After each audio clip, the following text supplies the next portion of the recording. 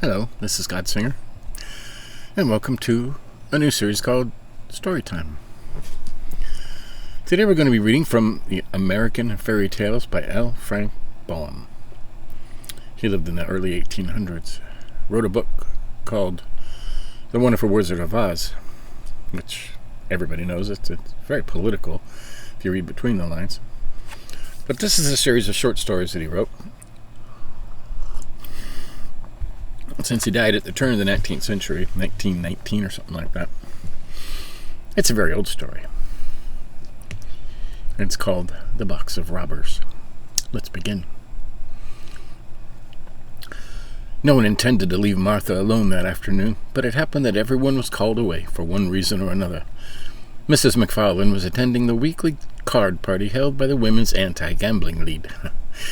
Sister Nell's young man called quite unexpectedly to take her for a long drive.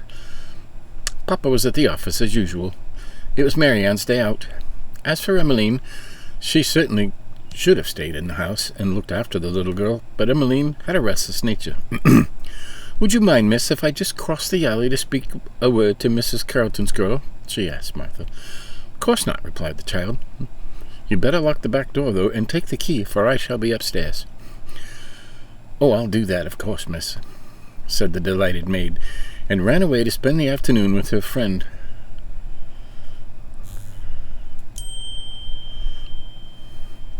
Leaving Martha quite alone in the big house, and locked into the bargain. The little girl read a few pages in her new book, sewed a few stitches in her embroidery, and started play-visiting with her four favorite dolls.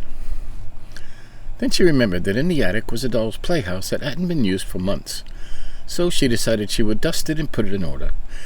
Filled with this idea, the girl climbed the winding stairs to the big room under the roof. It was well lighted by 3 dormer windows, and was warm and pleasant. Around the walls were rows of boxes and trunks, piles of old carpeting, pieces of damaged furniture, bundles of discarded clothing, and other odds and ends of far more or less value. Every well-regulated house has an attic of this sort, so I need not describe it. The doll's house had been removed, but after a search, Martha found it away over in a corner near the big chimney.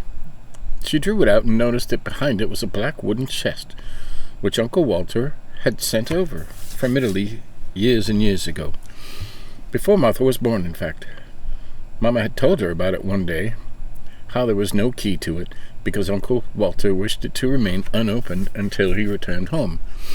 And now, this wandering uncle, who was a mighty hunter, had gone into Africa to hunt elephants and had never been heard from afterwards. The little girl looked at the chest curiously, now that it had by accident attracted her attention. It was quite big, bigger than Mama's traveling trunk, and was studded all over with tarnished brass-headed nails. It was heavy, too, for when Martha tried to lift one end of it, she found she could not stir it a bit. But there was a place on the side of the cover for a key. She stooped to examine the lock, and saw that it would take a rather big key to open it. Then, as you may suspect, the little girl longed to open Uncle Walter's box and see what was in it. For we are all curious, and little girls are just as curious as the rest of us. "I don't believe Uncle Walter will ever come back," she thought. "Papa said once that some elephant must have killed him. If I only had a key." She stopped and clapped her little hands together as gaily as she remembered a big basket of keys on the shelf in the linen closet. They were of all sorts and sizes and shapes. Perhaps one of them would unlock the mysterious chest. She flew down the stairs, found the basket, and returned with it to the attic. Then she sat down before the brass-studded box and began trying one key after another in the curious old lock. Some were too large, and most were too small. One would go into the lock but would not turn. Another stuck so fast that she feared for a time she would never get it out again. But at last, when the basket was almost empty, an oddly shaped ancient brass key slipped easily into the lock. With a cry of joy, Martha turned the key with both hands, and she heard a sharp click, and the next moment the heavy lid flew up of its own accord. The little girl leaned over the edge of the chest an instant, and the sight that met her eyes caused her to start back in amazement. Slowly and carefully, a man unpacked himself from the chest, stepped out upon the floor, stretched his limbs, and then took off his hat and bowed politely to the astonished child. He was tall and thin, and his face seemed badly tanned or sunburnt. Then another man emerged from the chest, yawning and rubbing his eyes like a sleepy schoolboy. He was of middle size, and his skin seemed as badly tanned as the first. While Martha stared open-mouthed at the remarkable sight, a third man crawled out from the chest. He had the same complexion as his fellows, but was short and fat. All three were dressed in a curious manner. They wore short jackets of red velvet, braided with gold, and knee breeches of sky-blue satin with silver buttons. Over their stockings were laced wide ribbons of red and yellow and blue, while their hats and broad brims had with high peaked crowns, from which fluttered yards of bright-colored ribbons. They had big gold rings in their ears, and rows of knives and pistols in their belts. Their eyes were black and glittering, and they were long, fierce mustache curling at the ends like a pig's tail. "My, but you were heavy," exclaimed the fat one when he pulled down his velvet jacket and brushed the dust from his sky-blue breeches. "And you squeezed me all out of shape." "It was unavoidable, Luigi," responded the thin man lightly. "The lid of the chest pressed me down upon you, yet I tender you my regrets." "As for me," the middle-sized man, carelessly rolling a cigarette and lighting it, "you must acknowledge I have been your nearest friend for years, so do not be disagreeable." "You mustn't smoke in the attic," said Martha, recovering herself at the sight of the cigarette. "You might set the house on fire." The middle-sized man, who had not noticed her before, at this speech, turned to the girl and bowed. "Since a lady requests it," she said, "I shall abandon my cigarette." And he threw it on the floor and extinguished it with his foot. "Who are you?" asked Martha, who until now had been too astonished to be frightened. "Permit us to introduce ourselves," said the thin man, flourishing his hat gracefully. "This is Luigi," the fat man nodded. "This is Benny," the middle-sized man bowed, "and I am Victor. We are 3 bandits, Italian bandits." "Bandits!" cried Martha, with a look of horror. "Exactly. Perhaps in all the world there are not 3 other bandits so terrible and fierce as ourselves," said Victor proudly. "'Tis so," said the fat man, nodded gravely. "But it's wicked," exclaimed Martha. "Yes, indeed," replied Victor. "We are extremely and tremendously wicked. Perhaps in all the world you could not find 3 more wicked than those who now stand before you." "'Tis so," said the fat man approvingly. "But you shouldn't be so wicked," said the girl. It's naughty." Victor cast down his eyes and blushed. "Naughty," gasped Benji with a horrified look. "'Tis a hard word," said Luigi sadly, and buried his face in his hands. "A little thought," murmured Victor, in a voice broken by emotion. "Ever to be so rivaled, and by a lady, yet perhaps you spoke thoughtlessly. You must consider, miss, that our wickedness has an excuse. For how are we to be bandits, let me ask, unless we are wicked?" Martha was puzzled and shook her head thoughtfully. Then she remembered something. "You can't remain bandits any longer," she said, "because you are now in America." "America!" cried the 3 together. "Certainly. You are on Prairie Avenue in Chicago. Uncle Walter sent you here from Italy in this chest." These bandits seemed greatly bewildered by this announcement. Luigi sat in an old chair with a broken rocker and wiped his forehead with a yellow silk handkerchief. Benny and Victor fell back upon the chest and looked at her with pale faces and staring eyes. When he had somewhat recovered himself, Victor spoke. "Your Uncle Walter has greatly wronged us," he said reproachfully. "He has taken us from our beloved Italy, where bandits are highly respected, and brought us to a strange country where we shall not know whom to rob or how much to ask for a ransom." "'Tis so," said the fat man, slapping his leg sharply. "And we had won such fine reputations in Italy," said Benny regretfully. "Perhaps Uncle Walter wanted to reform you," suggested Martha.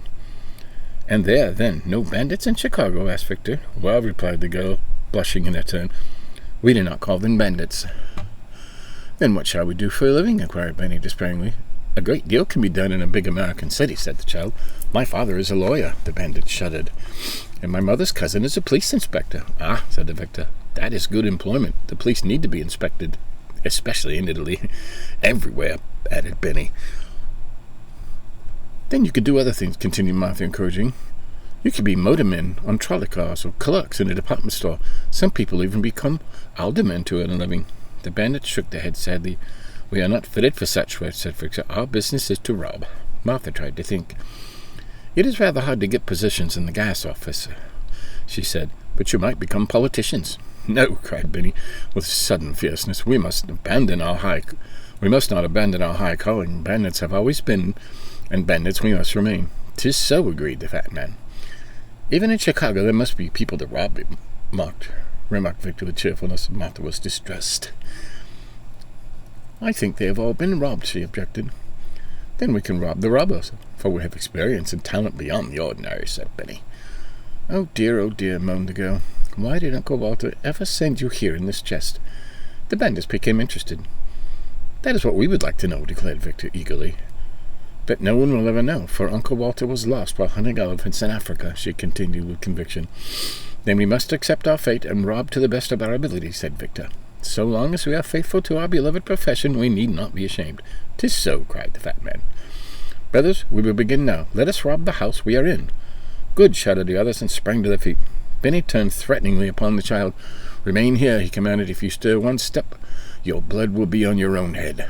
Then he added in a gentle voice, Don't be afraid. That's the way all bandits talk to their captives. But of course we wouldn't hurt a young lady under any circumstances. Of course not, said Victor. The man drew a big knife from his belt and flourished it about his head. Splud, he ejaculated fiercely. Spananas, cried Benny in a terrible voice. Confusion to our foes, hissed Victor. And then the three bent themselves nearly double and crept silently down the stairway with cocked pistols in their hands and glittering knives between their teeth, leaving Martha trembling with fear and too horrified to even cry for help. How long she remained alone in the attic she never knew, but finally she heard the cat-like tread of the returning bandits and saw them coming up the stairs in single file. All bore heavy loads of plunder in their arms, and Luigi was balancing a mince pie on the top of a pile of her mother's best evening dresses. Victor came next with an armful of bric-a-brac, a brass candelabra, and the parlor clock. Benny had the family Bible, the basket of silverware from the sideboard, a copper kettle, and Papa's fur overcoat. Oh, joy, cried Victor, putting down his oat. It is pleasant to rob once more. Oh, ecstasy, said Benny, but he let the kettle drop on his toe, immediately began dancing around in anguish. While he muttered queer words in the Italian language, we have much wealth, continued Victor, holding the mince pie while Luigi added his spoils to the heap. And all from one house. This America must be a rich place. With the dagger he cut himself a piece of the pie and handed the remainder to his comrades, whereupon all three sat on the floor and consumed the pie while Martha looked on sadly. We should have a cave, remarked Benny, for we must store our plunder in a safe place. Can you tell us of a secret cave? He asked Martha. There's a mammoth cave, she answered, but it's in Kentucky. You would be obliged to ride on the cars a long time to get there. The three bandits looked thoughtful and munched their pie silently. But the next moment they were startled by the ringing of an electric doorbell, which was heard plainly even in the remote attic. What's that? Demanded Victor in a hoarse voice as she scrambled to her feet with drawn daggers. Martha ran to the window and saw it was only the postman who had dropped the letter in the box and gone away again. But the incident gave her an idea of how to get rid of her troublesome bandits, so she began wringing her hands as if in distress and cried, It's the police! The robbers looked at one another with genuine alarm, and Luigi asked tremblingly, Are there many of them? Oh, 112! Exclaimed Martha after pretending to count them. Then we are lost, exclaimed, for we could never fight so many and live. Are they armed? Inquired Victor, who was shivering as if cold. Oh, yes, she said. They have guns and swords and pistols and axes and cannons. The three wicked ones groaned aloud, and Benny said in a hollow voice, I hope they will kill us quickly and not put us to the torture. I have been told these Americans are painted Indians who are bloodthirsty and terrible. 'Tis so, gaped the fat man with a shudder. Suddenly Martha turned from the window. You are my friends, are you not? She asked. We are devoted, answered Victor. We adore you, cried Benny. We would die for you, said Luigi, thinking he was about to die anyways. Now I will save you, said the girl. How? Asked the three men. Get back into the chest, she said, and I'll close the lids so they will be unable to find you. They looked around the room in a dazed and irresolute way, but she exclaimed, You must be quick, they will soon be here to arrest you. Then Luigi sprang into the chest and lay flat upon the bottom. Benny tumbled in next and packed himself on the side. Victor followed after pausing to kiss her hand to the girl in a graceful manner. Then Martha ran up to press down the lid, but could not make a catch. You must squeeze down, she said then. I'm doing my best, miss, said Victor, who was nearest the top, but although we fitted very nicely before, the chest now seems rather small for us. 'Tis so, came the muffled voice of the fat man from the bottom. I know what takes up the room, Benny said. What? Inquired Victor. The pie, returned Benny. 'Tis so, came from the bottom with faint accents. Then Martha sat upon the lid and pressed it down with all her weight. To her great delight, the lock caught, and springing down, she exerted all her strength and turned the key. This story could teach us not to interfere in the matters that do not concern us.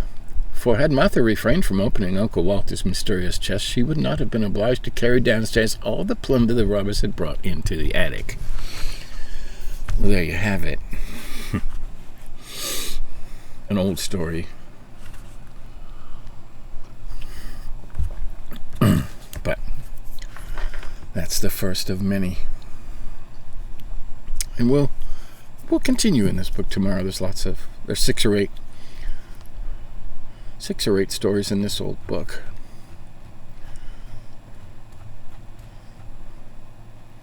And that was a good one.